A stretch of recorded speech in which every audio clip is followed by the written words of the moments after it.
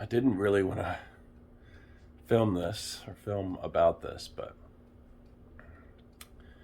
I think I may have gotten COVID. Uh, Ever since I posted the last video, I don't think I've trained once since, because I posted that on a Monday. I forgot, but pretty much haven't trained since then. Been sick going on almost about 5 days. My fever broke yesterday though, so that's good. No fever, but still tons of congestion, tons of fucking snot, a little bit of phlegm, lung butter. And the main thing that I wanted to pick the phone up because, it's almost like a regular flu, which I don't know if I truly have COVID or not. That's just me speculating. I haven't gotten tested. I'm not sure if I'll get tested. I probably should, because all day yesterday I woke up with my leg pretty much normal. No pains, no nothing, able to move it pretty well. But as the day progressed, the back of my calf, right up top, right here, started to ache, a deep, dull, achy, crampy pain. And then it started to move up towards my hamstring, right back here. And it just progressively got worse and worse to where I couldn't sit still. It was that painful. I had to walk around. And then finally I called the emergency doctor at my primary care, and they were like, yo, just definitely go to the hospital, since I've already had blood clots before. Especially if I was just sick, maybe it was COVID. So, went to Chippenham yesterday. Only very quick, by the way. And they were jumping. Bodies stacked up in there. But they got me in pretty quick.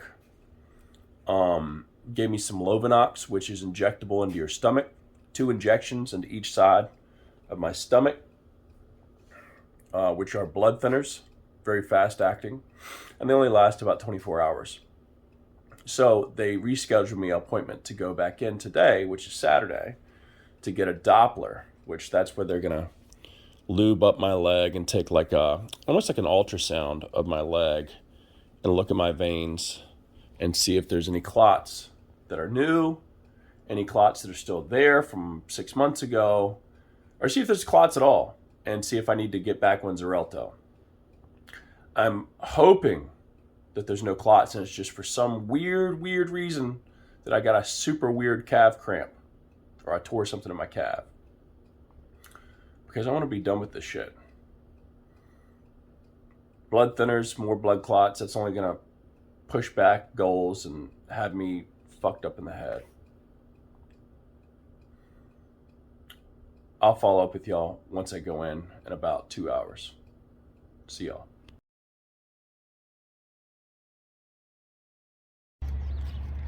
So it's been a couple days since I picked up the phone.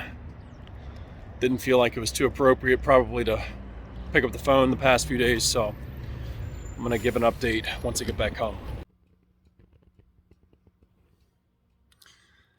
So I look much better than the previous videos on the couch. Today is Tuesday, so it's been about 3 days, 4 days since I took that last video here on the couch, and a lot has gone on. I don't want to ramble too much, but I want to at least hit the points of what happened. Give y'all some insight, maybe give somebody some cuckoo clock, some perspective, and maybe some assurance to just go get shit checked out. Trust your gut, like me. I'm not the best. My wife actually helped push me to go to the ER and get it checked out, but I didn't know any of this shit was going on. So, recap. This past Friday, started to feel better from COVID, because in fact I did have COVID,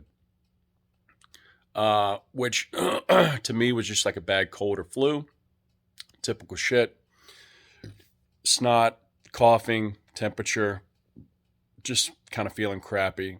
I wasn't dying or anything like that. Just was like, man, I got a bad cold. That was at least my experience. Maybe other people feel like they're dying or whatever, but mine was normal. I was actually on the mend. My temperature broke. I started moving around more, and that's when my calves started lighting up, hurting pretty bad, radiating up the back of my knee towards my hamstring, and that's when I went to the ER. I went back Saturday morning for that Doppler, and they did confirm that I did have DVT. I feel like my phone isn't focused. I had DVT in my left leg, same leg previously back in July. They're not sure if it's the same clot or what, but I don't know. Regardless, they were probably going to release me from the hospital shortly after that with just some blood thinners, going to pick up a prescription. But the doctor said, hey, before you get out of here, let's do a CT scan just to make sure there's no other clots anywhere else in your body, especially your lungs. So waited a few hours, got the CT scan, and in fact, I did have a clot in my lung. So from there, they admitted me to the hospital. Again, I did not know I had that in my lung. So that just confirms and reaffirms to go get shit checked if you have a gut feeling that something's off. I didn't have any difficulty breathing. I didn't have any chest pains. I didn't have any shortness of breath or like tight chest. Was I a little winded going up and down stairs and walking a little bit? Yes, but I thought that was just because of the cold, all the phlegm, all the shit that I'm coughing up, all the lung butter. But I have had a dry cough since I've left, so I assume that's probably the clot. Again, I don't have pain except still in my leg. My leg fucking hurts. But supposedly that will alleviate in due time. But I wanted to explain what happened. Yes, I had gotten COVID. Was it rough? Not really. What got me to the hospital was the blood clot in my leg post-COVID. Well, literally the same day it broke was the same day I noticed my leg starting to fucking hurt. This is wild, y'all.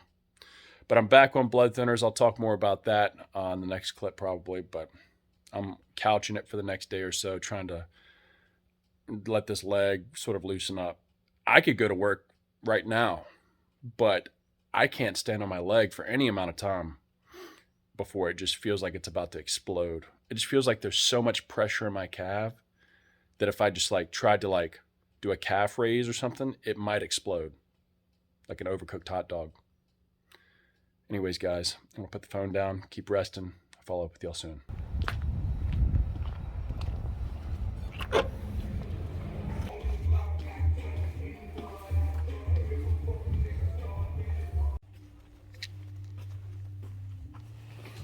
All right, guys. This is what I'm taking now to prevent strokes, PEs, pulmonary embolisms, or I guess heart attacks too. But this is Eliquis. It is a blood thinner. It is pill form. It's a small pill, and I take it twice a day now. What I took previously was called Xarelto, which I think is, I know for sure it's another blood thinner, but I'm not sure if it's like the same type of compound. I believe they're different names for the actual compound name. So switching to Eliquis, which hopefully maybe helps a little bit more, because it's kind of wild that I came off of Xarelto for literally about 3 or 4 days and then had another clot. Most likely, I am hoping that is due to COVID, so there's no underlying issues besides that. And moving forward, once I continue to heal from this, I can eventually get off of this shit. Reason being is because I really didn't ever have problems with blood clots up until this past April, May, maybe even July, when they originally found my first DVT. And just so happens that in that time frame is when I started picking up cycling a lot more. So a lot of things going through my head now as I've had time to reflect. One being, should I stop cycling or pull back on cycling? For me, spending 2-3 hours at a time straight on a bicycle seat, your legs, your toes start to get a little numb, a little tingly. So that is a sign of poor blood flow probably going to my legs, or at least occluding blood, arteries, veins, whatever, and pooling blood in my feet or calves or whatever, especially as my training has been pretty crazy the past few weeks with that. Not that my body physically can't handle it, but as far as me sitting on a tough ass seat for 2 to 3 hours straight, or even more as I lead up to the 100-miler, I'm not sure if that's the case or the cause of the previous blood clots. It probably isn't helping though. So I'm laying off cycling in the meantime until I see the specialist here February 7th.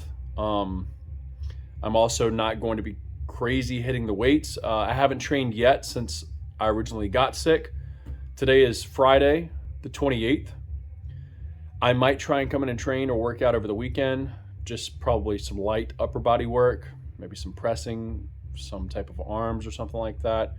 I'm trying to stay away from putting any type of load or really bend in my knee, especially the one that hurts.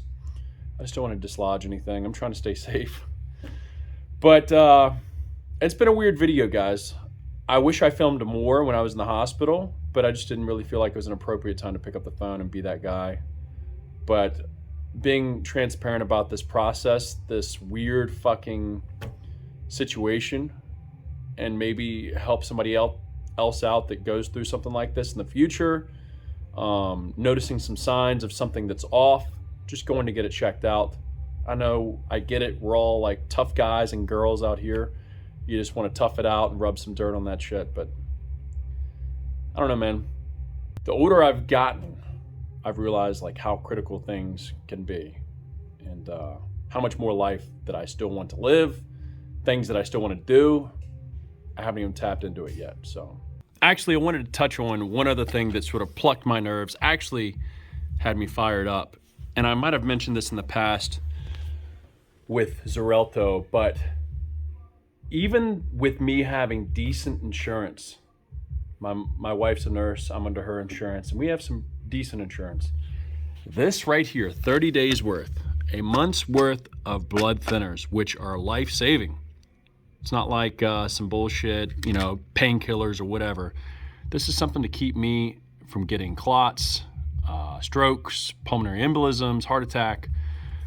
And this right here, with insurance, will cost you $254 a month. Without insurance, it retails for $900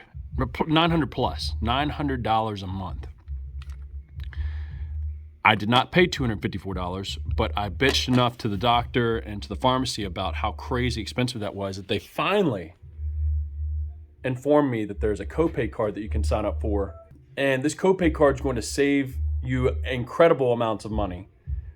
But they don't tell you unless you ask, which is so fucked up. So literally, it's a business set up for, hey, let's see how much he's willing to pay before he asks if there's any other options for payment plans or help with payment, which you don't have to have anything special. You don't have to make too much or too little money income to get this copay card. All you have to do is apply. They pretty much just say yes automatically and send you this card, which then saves you, I'll tell you right now, instead of spending $254 a month, I now only spend $10 a month for this. No questions asked. I just signed up with basic info, name, address, why I'm taking it. $10 a month from $900 a month. It's mind-blowing. And the reason it's fucked up is because when I asked her, when I got on the phone with the lady to apply for this, she said, "Oh, how'd you hear about this card? Did your doctor tell you? Did the pharmacy tell you? Or did you hear from a friend?" Like they get referral codes for this shit or something like that. Anyways, guys, me bitching about it ain't gonna do nothing. If you get any prescription that's stupid expensive, make sure you ask the pharmacy or your doctor if there's any copay cards out there. They're free. Like I said, you don't have to make too little. You don't have to make a certain amount of money or income. They literally just give it to you. All you gotta do is ask, which is ridiculous that you'd have to do that. I'm ending this video, guys. Hopefully more positive notes in the future with videos, and just wanted to be transparent and open about this experience. and hopefully it helps somebody and nudges somebody to go get something checked out that's off. Keep moving forward.